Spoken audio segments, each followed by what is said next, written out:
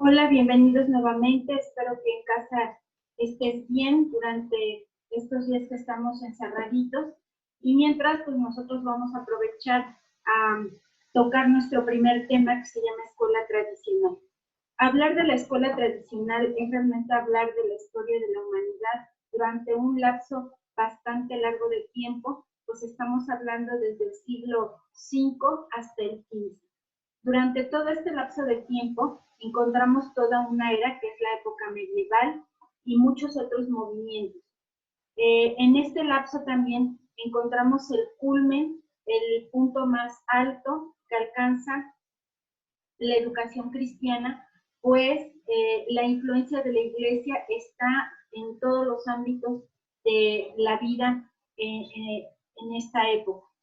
Y termina con la aparición de las universidades escolásticas, que son las que entienden la vida a través de la religión y de Dios. Posteriormente a esta introducción aparecen las escuelas monásticas que aparecen a partir del siglo XV y que recibían a los niños desde 5 a 9 años y salían de 15 o 17 los chicos que no iban para clérigos, porque estas escuelas recibían a los chicos para esta formación, para la vida religiosa. Y estaba dividida en dos partes, el interior y el exterior. El interior era para los que iban a la vida monástica, para monjes, y el exterior para los clérigos. En estas escuelas se les enseñaba lectura, escritura, copia de manuscritos, las sagradas escrituras, y tenían acceso a trabajos agrícolas y artísticos.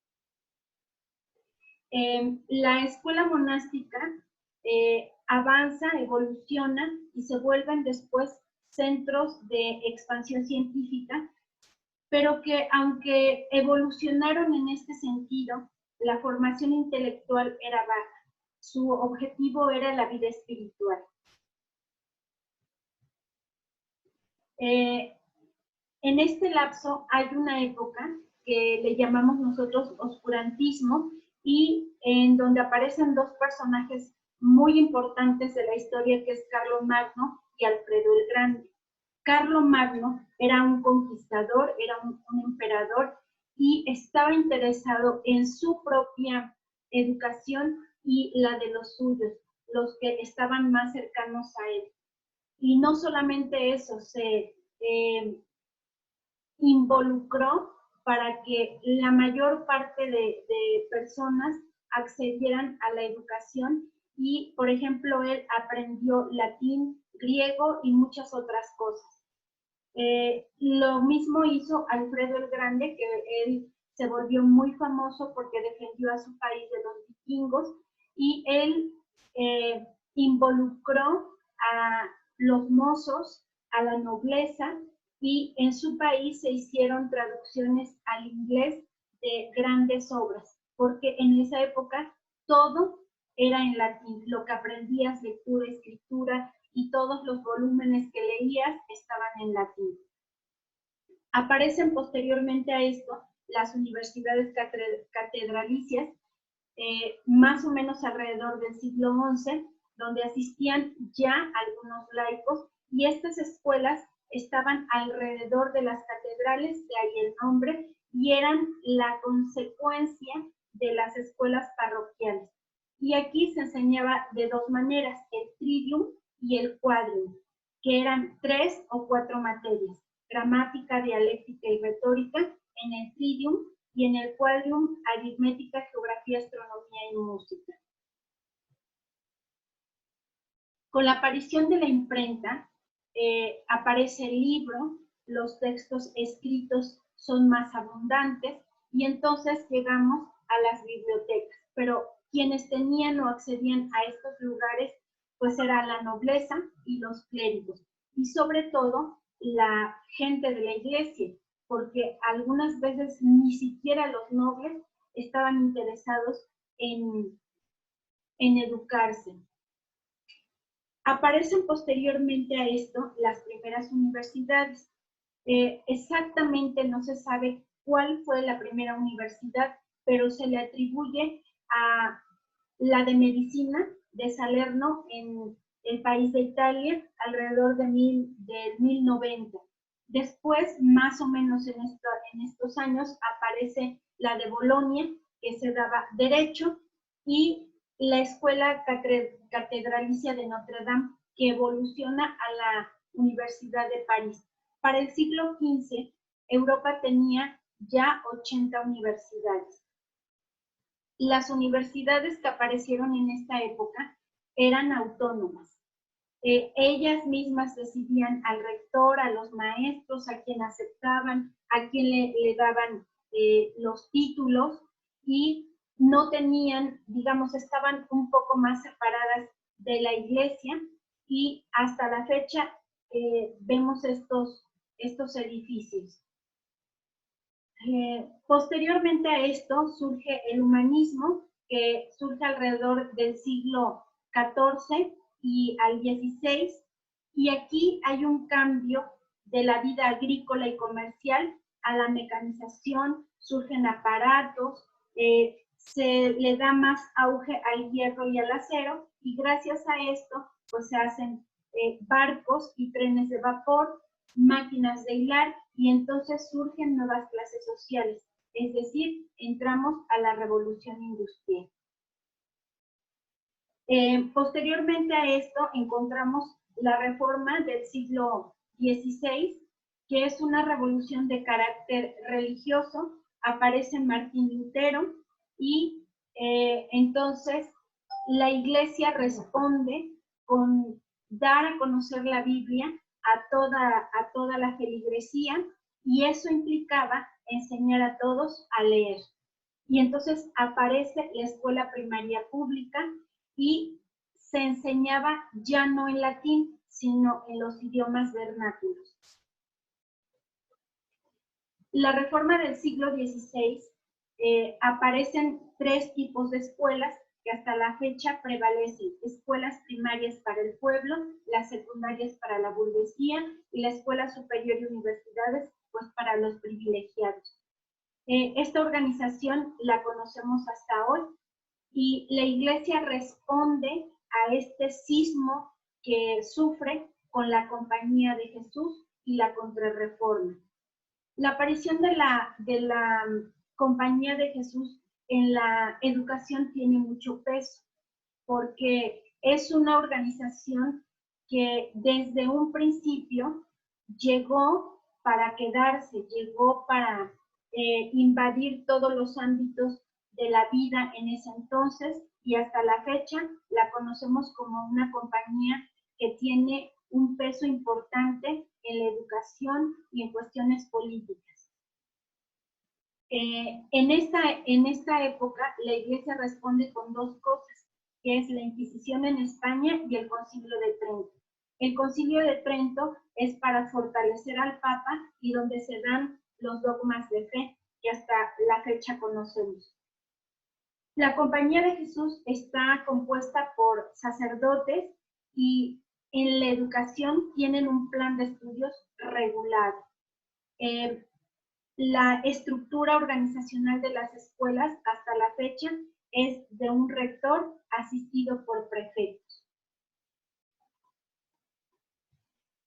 La Nueva España está acompañada por esta compañía, por la Compañía de Jesús, y se inmiscuye en todos los ámbitos de la vida social, económica, política, religiosa, y entonces forma la mentalidad de la novohispanidad, y el movimiento económico, agrícola, todo esto va acompañado por esta compañía. En las escuelas de la Compañía de Jesús en esa época hay elitismo y discriminación. Sin embargo, en las escuelas se acepta a indios y a negros. A partir de toda esta época, la compañía adquiere mucho prestigio, y adquiere mucho prestigio por la educación humanista que imparte. La educación que da es totalmente tradicional, y es una fuerza opositora al protestantismo. La compañía creció y floreció. Influyó en todos los ámbitos globales del mundo, en esa época como se conocía, de la iglesia, la política, la economía, conocían todos los secretos e intrigas de todos los rincones del mundo, y entonces la compañía se hizo muy fuerte y educó a la mayor parte de Europa en aquella época. De aquí nace la escuela tradicional, que es nuestro tema. Como surge la revolución industrial y llega la Compañía de Jesús a darle estructura a la educación, entonces surge la escuela tradicional y la consigna era formar trabajadores disciplinados, que respetaran un horario, que pusieran atención a las indicaciones, que se tuviera control sobre ellos, que se acostumbraran al encierro. ¿Cuáles son las esencialidades de la escuela tradicional? Pues la herencia cultural, pasar de unos a otros lo que ya se conocían, las experiencias adquiridas, las clases eran selectas porque no todos tenían acceso a ellas. Su papel era dotar a los trabajadores para la industria y que estos fueran obedientes, sumisos, rutinarios. Se enseña mediante planos, llenar, llenar, llenar, y se centra en el maestro. El maestro es el que lleva el papel primordial en la escuela tradicional. Y entonces se generan como resultado adultos en miniatura. ¿Cuáles eran las características? Pues era un lugar universal para el conocimiento y universal así, un lugar controlado, rígido, vigilado, con clasificaciones porque apartaban a las niñas que ni existían en esa época, pero edades, clases, salones, se les enseñaba cultura general y se les preparaba para la vida dándole la espalda a la misma, porque no se fijaban en las necesidades de los alumnos para que salieran a vivir y poner los conocimientos en práctica. ¿Cuál era el objetivo? Dotar a los alumnos de conocimiento, saberes enciclopédicos, se repetían libros y libros y libros y contenidos y contenidos y contenidos, y el maestro era la única fuente de sabiduría. No se podían cuestionar lo que el maestro decía, y solamente era transmitir conocimientos. El maestro, ¿cómo era? Pues era magistrocentrismo, porque todo giraba alrededor de los planes, programas, procesos, técnicas. Se volvía el maestro en un transmisor e imponía su contenido, su ritmo, su secuencia, sin fijarse en ningún momento en las necesidades o en las del alumno ni del contexto social. El maestro requería ser buen orador y era la educación a través del sometimiento. ¿El alumno cómo era? Pues pasivo, con poca independencia, pobre en el desarrollo de su pensamiento, imitador del maestro, y se le llamaba al estudiante en aquella época, se le llamaba alumno, en todos los escritos así están, y alumno quiere decir persona oscura, apagada, sin luz. Entonces el alumno se volvía temeroso, miedoso. ¿Cómo era la clase? Pues todos estaban juntos, pero sin hablar, solo escuchar, con un gran volumen de información, y no establece habilidades para que el chico las lleve a cabo en su vida, no experiencias, y los resultados eran reproducidos. Podía un maestro tener su libreta y usarla toda su vida y reproducía cada ciclo lo mismo. ¿Cómo era la disciplina? Pues las normas eran muy estrictas, no te podías mover, silencio, armonía en el aula, disciplina rígida y maltrato psicológico. Aquí al individuo no se le veía, eran todos iguales y al mismo ritmo. ¿Cómo era el aprendizaje? Memorístico, todo se recitaba, las actividades eran organizadas, ordenadas, programadas. Se llevaba un manual escolar y todo era el manual escolar. Si el manual escolar no incluía X o Y, no se veía. Era igual para todos y el repaso era fundamental porque era repetir, repetir y repetir. La enseñanza pues era verbalista, era hablar y hablar y hablar, acumulación de la información. La instrucción era divorciada de la realidad porque tú decías una cosa aquí y los alumnos vivían otra muy diferente en su contexto. La mente era un depósito, ¿de qué? De conocimiento, de enciclopedias, de repetir, de mecanización. Era competitiva porque siempre había el cuadro de honor, quién era primero, quién después, y los burros en la fila X y los aplicados en la fila Y. Y la enseñanza era sin recursos didácticos, era hablar, hablar y hablar. La evaluación, entonces, ¿cómo era? La evaluación era con cuadros de honor semanales, mensuales, y la calificación era fría. Si sacabas un 5, era un 5, no se veía el proceso.